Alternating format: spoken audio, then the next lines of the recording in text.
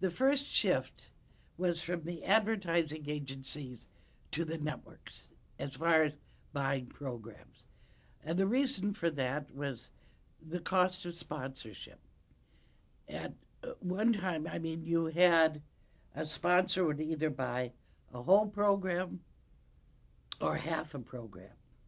And then the network started to sell by the minutes because the sponsor didn't want to take the cost of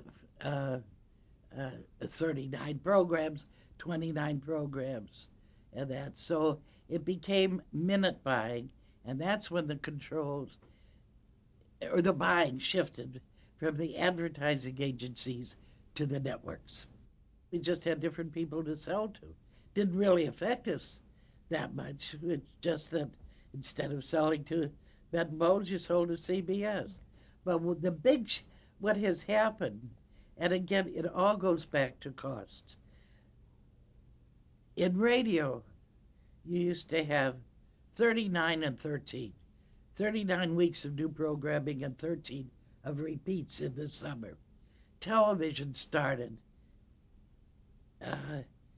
39, then it went to 30, then it went to 26, then it went to 22, new programming I'm talking about. Now your orders are for 6 shows or 7 shows, and it's a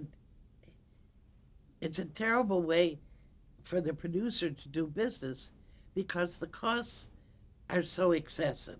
If you know you've got 26 weeks of programming, you can advertise costs over 26 weeks. You still have pre-production, and you still have to build your sets, and you still have to get stories in advance and scripts in advance. And if you only do 7 shows, that's just money out the window. So it's a sign of the times is really the cost of programming. When I think of what Dick Van Dyke, the first year, the license fee was $59,500 for the complete program. What do you think a Friends episode would cost? What do you think a Dick Van Dyke show would cost today if we could do it? What the cast would want. I mean, you're talking about millions now, and it's just